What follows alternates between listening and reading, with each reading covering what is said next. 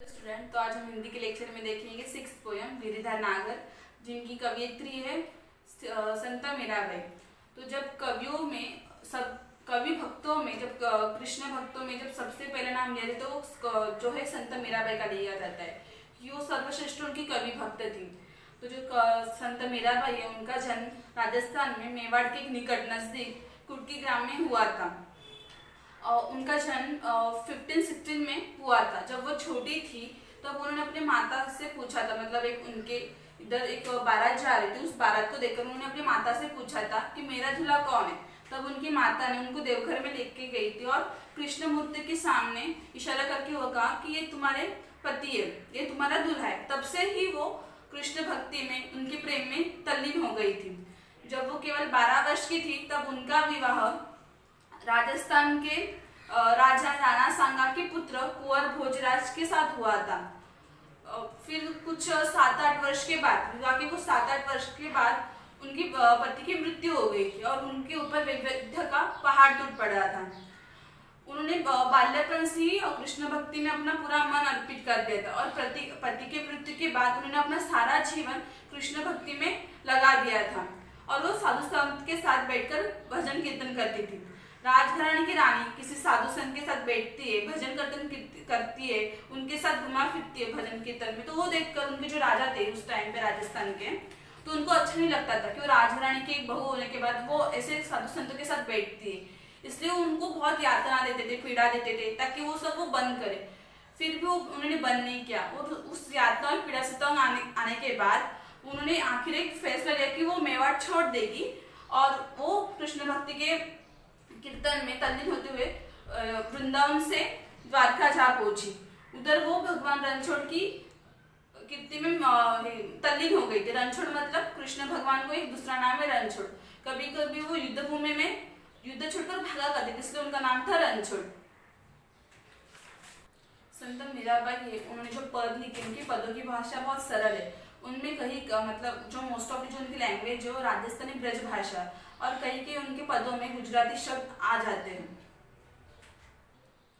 तो परिचय में है जन्म 1516 जोधपुर राजस्थान और उनकी मृत्यु 1546 द्वारिका गुजरात में हुई थी। परिचय: संत मीराबाई बचपन से ही कृष्ण भक्ति में लीन रहा करती थी। बाद में गृहत्याग करके आप घूम कर मंदिरों में अपने भजन सुनाया करती थी। मीराबाई के भजन और उपासन माधुर्य भाव से ओतप्रोत है। आपको पदों में प्रेम की तल्लीनता समान रूप से पाई जाती है। उनकी प्रमुख कृतियां: नरसिंह जी का मायरा, गीत गोविंद, राग गोविंद, राग सोठेक के पद आदि। पद्य संबंधी: मीराबाई के सभी पद उनके आराध्य के प्रति ही समर्पित है। आपके पदों का मुख्य स्वर भगवत प्रेमी है। प्रस्तुत पदों में आपकी उत्सुकता, मिली, आशा और प्रतीक्षा के भाव सभी अनुपम है। तो फर्स्ट देखते हैं, मेरे तो गिरधर गोपाल दूसरा ना कोई, दूसरो ना कोई, जाके सिर मोर मुकुट मेरो पति सोई। छाड़ी दई कुल की कानी कहाँ करहे कोई, संतन ठीक बैठी बैठी लोक लाज खोई। असुवन जल सिंची संची प्रेम बेल बोई, अब तो बेल फैल गई आनंद फल होई। दूध की मंथनियां बड़े प्रेम से बिलोई, माखन जब काढ़ ही लियो छाछ पियो कोई। भगत देखी राजी हुई जगत देखी रोई, दासी मीरा लाल गिरिधर तारो अब मोही। मेरे तो गिरिधर गोपाल, गिरिधर मतलब गिरी को धारण करने वाले, जो पर्वत को उठाते। जब वो छोटे थे तब उन्होंने गोवर्धन पर्वत को अपने उंगली की सहायता से उठाते, तब से उनको गिरिधर बोलते हैं, जो पर्वत को उठाते। गोपाल मतलब जो गायों का पालन करते हैं, उनको गोपाल बोलते हैं।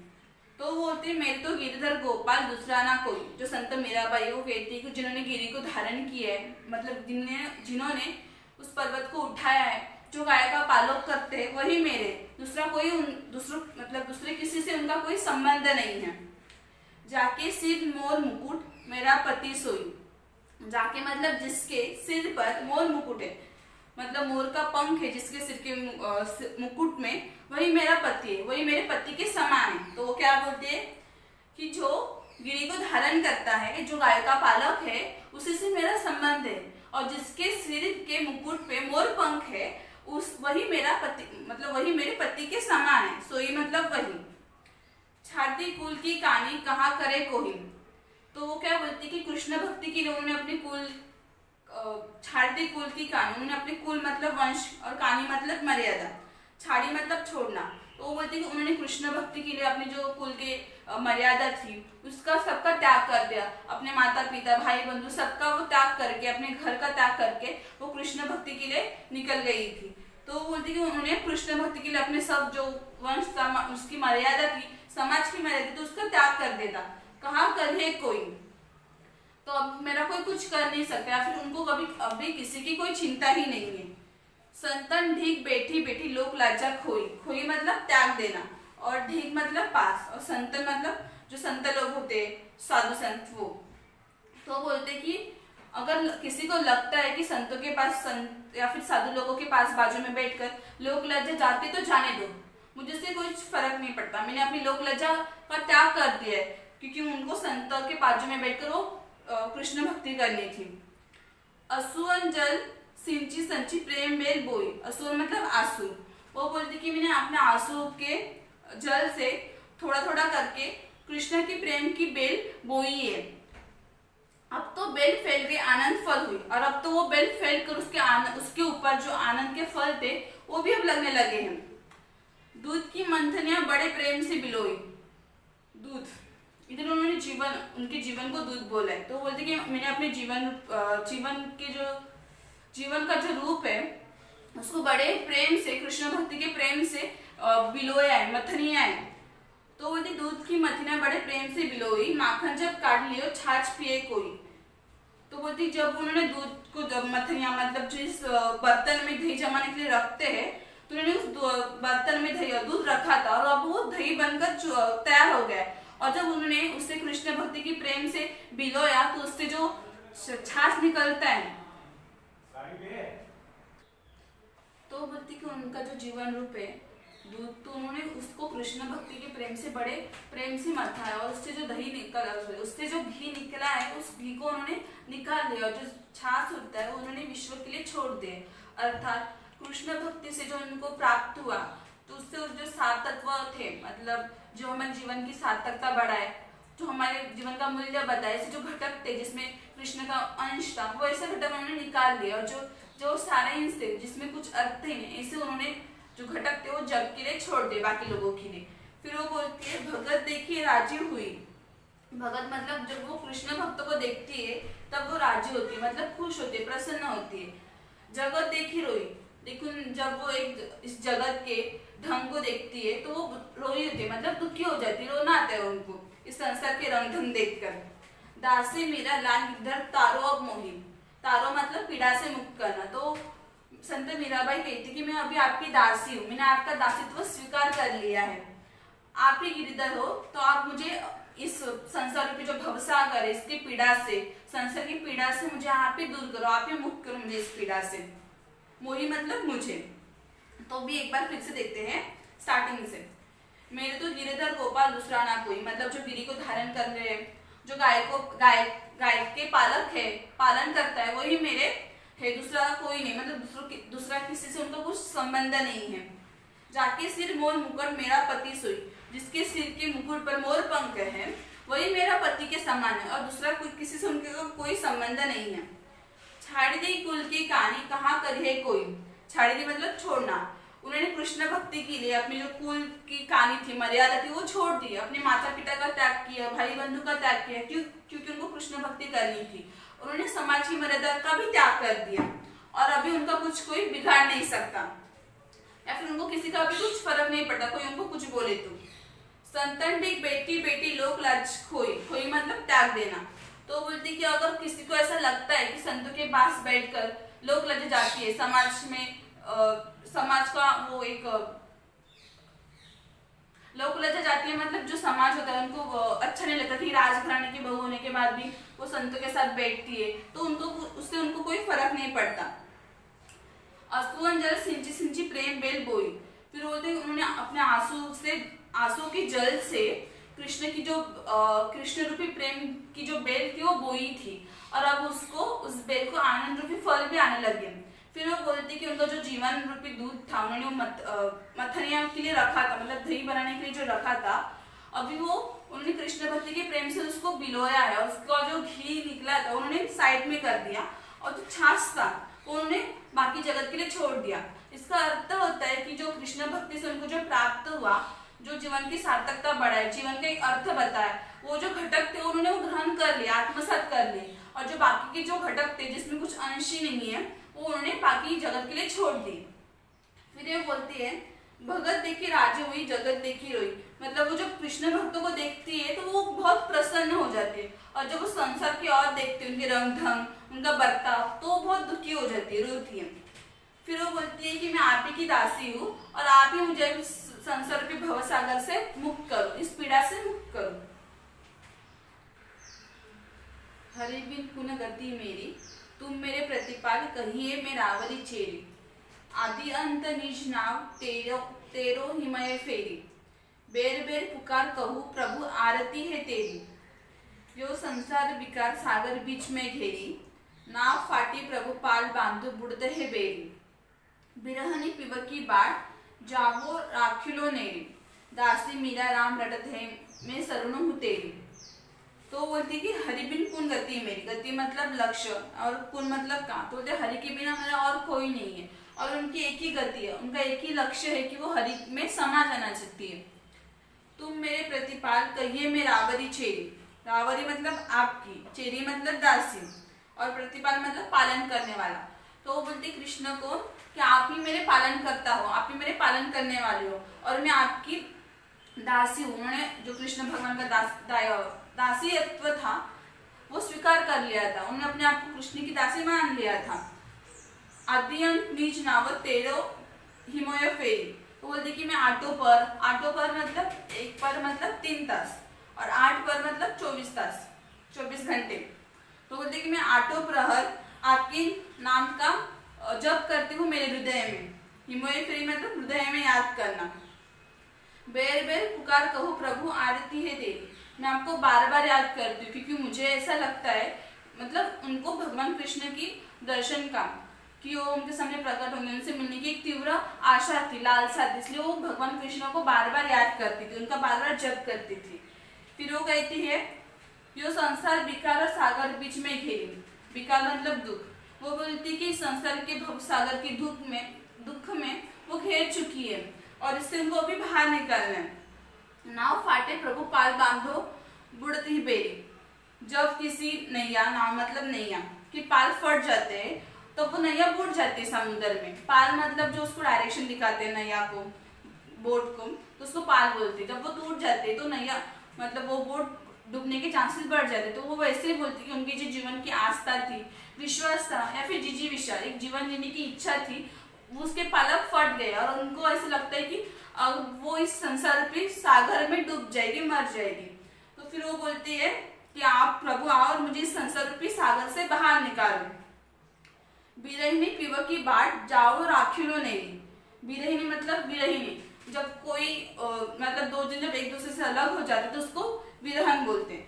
तो बोलते कि मैं आपकी विरहीन हूँ, मतलब वो कहती कि मैं आपसे अलग हो गई हूँ।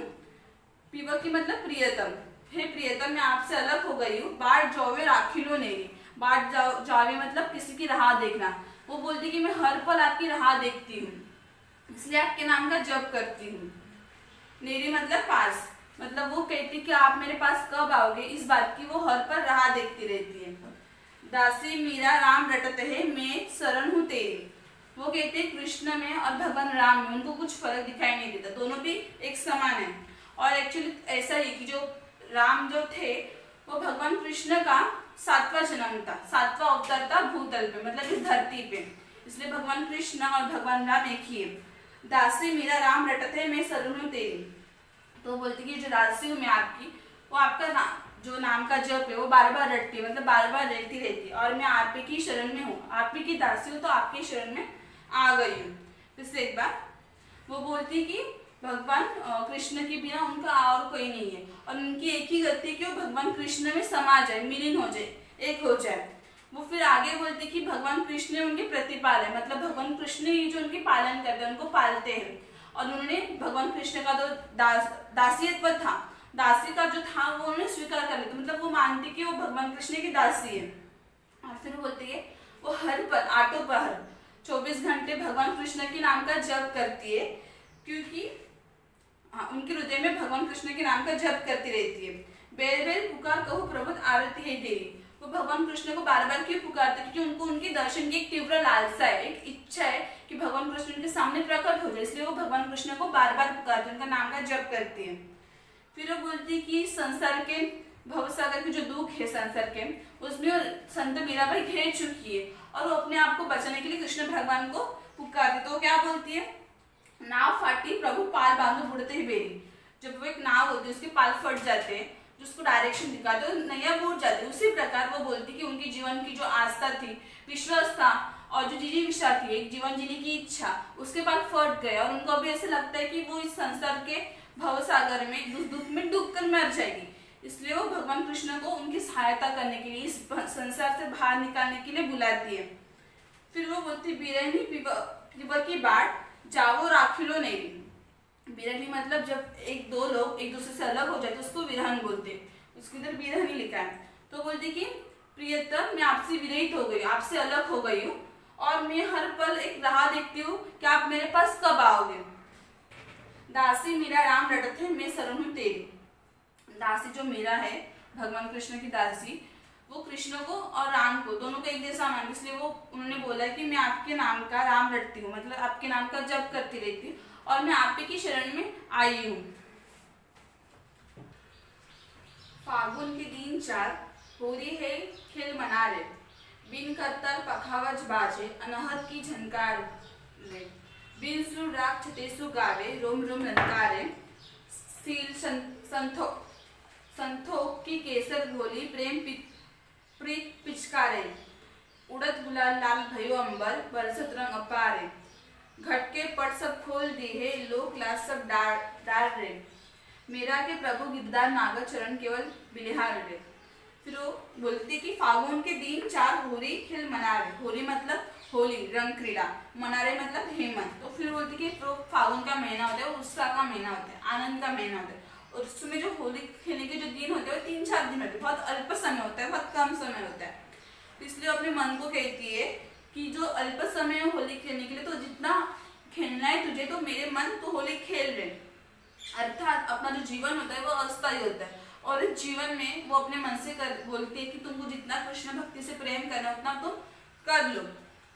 तो फिर वो बोलती कि जब वो कृष्ण भक्ति में तल्लीन हो जाती तो उनको कैसा लगता है, बिन करतल पखावज बाजे, जैसे होली में नाच गाने का आयोजन किया जाता है वैसे ही जब वो कृष्ण भक्ति में तल्लीन होती तो उनको ऐसा लगता है कि उनके कृष्ण भक्ति में करतल मतलब मजीरा पखावज सब बाजे बज रहे और ब्रह्मनाद हो रहा है, उसकी वजह से उनको ध्वनि सुनाई देती है। फिर वो बोलती कि इस ध्वनि से बिना राग या फिर बिना सुर के वो कृष्ण के भक्ति में तल्लीन हो जाती है और उस कृष्ण भक्ति के प्रेम से उनका जो रोम रोम है वो कृष्ण भक्ति के प्रेम में उनके रंग में डूब जाता है। फिर वो बोलती है सील संतों की केसर घोली, फिर वो बोलती कि कृष्ण के साथ होली खेलने के लिए उन्होंने शील मतलब शील शांत और संतोष मतलब संतोष के केसरी रंग घुलाया और उसके वो बोलती कि उनका जो प्रेम है कृष्ण के प्रति जो प्रेम है वही उनकी होली खेलने की पिचकारी है। उड़ता गुलाल लाल भयो अंबर बरसत रंग अपारे, वो बोलती कि जब उस पिचकारी से वो गुलाल उड़ाती है तो जो पूरा अंबर होता है आकाश होता है वो लाल रंग से भर जाता है। उसी प्रकार जो उनका मन है वो कृष्ण के प्रेम से भर गया है, रंग गया है। फिर वो बोलते हैं घट के पट सब खोल दिए लोक लाज सब डारे, मतलब वो बोलती कि अभी लोक लज्जा का मुझे कोई डर नहीं है और इसी के कारण उन्हें अपने जो घट मतलब हृदय और पट मतलब द्वार, हृदय के जो द्वार थे कृष्ण भक्ति के प्रेम के लिए वो खोल दिए बिना लोक लज्जा से डरे। मीरा के प्रभु गिरधर नागर चरण केवल बलिहार रे, कवल मतलब कमल और बलिहार मतलब निछावर करना अर्पित करना। तो बोलती है मीरा के प्रभु वही है जो गिरधर नागर है, जो गिरी को धारण करने वाले वही मेरे प्रभु है और मैंने अपने प्रभु के चरण कमलों में अपना प्राण अपना सर्वस्व निछावर कर दिए छोड़ दिए। फिर से एक बार फिर वो क्या बोलती है, जब फागुन का महीना होता है वो उत्साह का महीना होता है, आनंद का महीना होता है और उसमें 3-4 दिन ही मिलते होली खेलने के लिए, इसलिए वो अपने मन को बोलती है कि जितना तुम्हें होली खेलना है उतना तो खेल लो, इसका अर्थ ऐसा है कि जीवन अस्थायी है, जीवन में परेशानी आती रहती है और बता नहीं सकते कि हमको मृत्यु कब है। इसलिए वो बोलती है अपने मन से कि तुम्हें जितना भी जीवन में समय मिल रहा है, टाइम मिल रहा है, उतना तो टाइम अपनी कृष्ण भक्ति के लिए दे दिया करो। और जब वो बोलती है कि जैसे होली के बाद नाच गाने का आयोजन किया जाता है, वैसे जब वो कृष्ण भक्ति में तल्लीन होती है तो उनको ऐसा लगता है कि आजू बाजू मजीरा, पखावज, ढोल बाजे बज रहे हैं और ब्रह्मनाद हो रहा है, और उस स्वर में, राग में बिना कुछ मतलब बिना सुर और राग से वो कृष्ण भक्ति में तल्लीन हो जाती है। और ऐसा लगता है कि उनको उनका जो रोम रोम है संत मीराबाई का, वो कृष्ण भक्ति के रंग में डूब जाता है। शील संतों की केसर खोली, वो बोलती कि मैंने अपने प्रभु के साथ होली खेलने के लिए शील मतलब शांत और संतोष मतलब समाधान, उसका केसरी घोल मतलब केसरी जो रंग है वो घोल दिया है। और वो बोलती कि कृष्ण के साथ होली खेलने के लिए कृष्ण भक्ति उनका जो प्रेम है वही उनका साधन है, पिचकारी होली खेलने के लिए। फिर वो बोलते हैं उड़त गुलाल लाल भयो अंबर, मतलब उन्होंने अपने पिचकारी के साथ जो कलर उड़ाया है रंग, वो अभी अंबर में पूरा लाल फैल गया। और उसी तरह उनके जो प्रेम में है वो कृष्ण भक्ति के लिए एक लाल रंग, एक प्रेम छा गया है। फिर वो बोलती है कि अभी उनको लोक लज्जा का कोई डर नहीं लगता, मतलब उनको लोग क्या कहेंगे उसकी अब वो चिंता नहीं करती। इसलिए उन्होंने अपने जो हृदय के द्वार थे वो कृष्ण भक्ति के लिए खोल दिए हैं। आगे बोला है कि वो कहती कि जो गिरिधार है, जो गिरि को धारण करने वाले वही मेरे प्रभु है, उनको वो अपना सर्वस्व मानती है। और इसी कारण उन्होंने उनके चरण कमल में मतलब कृष्ण के चरण कमल में उन्होंने अपना सर्वस्व निछावर कर दिया। बलिहार मतलब निछावर करना, अर्पित करना। तो स्वाध्याय में फर्स्ट क्वेश्चन है, सूचनानुसार कृति कीजिए। होली के समय आनंद निर्मित करने वाले घटक, तो वो करताल थे, प्रेम पिचकारी थी, पखवाज थे और केसर गुलाब था। इसका आंसर मिलेगा थर्ड। इसमें फागुन के दिन चार होली खेल मना रहे, बिन करताल पखावज बाजा अनाहत की झनकारे, इसमें हम ब्रह्मनाथ भी बोल सकते थे, या फिर और क्या आता था कि केसरी रंग लिखा है, केसर गुलाब। तो इन सब चीजों से जो होली खेलते समय आनंद आता था, मतलब कृष्ण भक्ति में जब वो तल्लीन होती तो उनको किस चीज से आनंद आता था वो लिखना था। तो वो करताल, पखावज, प्रेम पिचकारी, केसरी गुलाल, वो सब चीजें। फिर सेकंड क्वेश्चन है, प्रवाह तालिका पूर्ण कीजिए, कन्हैया की विशेषता है। तो कृष्ण भगवान की कुछ विशेषता पूछी थी, तो उनको क्या बोलते थे, गिरिधर बोलते थे, गिरि को धारण करने वाले। फिर गोपाल बोलते थे, मतलब गायों के पालक, जो गाय या फिर जो मतलब गाय पालते हैं उनका पशुपालन करते हैं वो। फिर था कि सिर पर मोर मुकुट वो धारण करते थे, तो वो भी उनकी विशेषता है। फिर जो उनके भक्त थे उनको उनके दुख से बाहर निकालते थे, इसलिए भक्तों को संसार के सागर से पार उतारने वाले, ये सब उनकी विशेषता थी। उनको रणछोड़ भी बोला जाता था क्योंकि वो युद्ध से कभी कभी भागते थे, इसलिए। तो थर्ड क्वेश्चन है, इस अर्थ में आए शब्द लिखिए। फर्स्ट दासी, दासी के लिए क्या यूज किया है, चेरी। तो चेरी का शब्द है पोयम में उदासी, मिलेगा क्या मिलेगा। सेकेंड में है, तुम मेरे प्रतिपाल कहिए मैं रावरी चेरी, चेरी मतलब दासी। तो जो शब्द यूज किया है पोयम में इन सब वर्ड्स के लिए वही लिखना है। फिर साजन मतलब पति, बार बार मतलब वेरी वेरी यूज किया उसके लिए जो वर्ड है पोयम में। आकाश मतलब अंबर, अंबर है लास्ट थर्ड लाइन। उड़ता गुलाल लाल भयो अंबर, अंबर मतलब आकाश। तो ऐसे कुछ भी पूछ सकते हैं एग्जाम में भी। फिर नेक्स्ट है कन्हैया के नाम, जो कृष्ण के लिए जो नाम यूज किए गए पोयम में वो पूछे, तो गिरिधर उसको ही बोला गया, गोपाल। फिर आप रणछोड़ भी लिख सकते थर्ड वन, पर दो ही तो दो ही। फिर नेक्स्ट है कहानी लेकर, अलमारी गिलहरी, चावल के पापड़, छोटा बच्चा, ये चार शब्द दिए और इस शब्द के आधार पर आपको कहानी बनानी है। ये कोई सीक्वेंस नहीं है, आप इनको आगे पीछे रखकर कहानी बना सकते हो, पर अर्थपूर्ण कहानी बनानी है, उसको एक शीर्षक देना है, मतलब टाइटल और सीख। आपको उस कहानी से क्या प्राप्त हुआ वो सब आपको लिखना है, खुद से बनानी है। जो एक गिरिधर नागर जो पोएम थी अभी हमने पढ़ी, इस पोएम के किसी भी पैरा में या फिर किसी भी लाइन में कुछ डाउट होगा, कोई वर्ड्स नहीं समझा होगा, तो मुझे जरूर पूछना।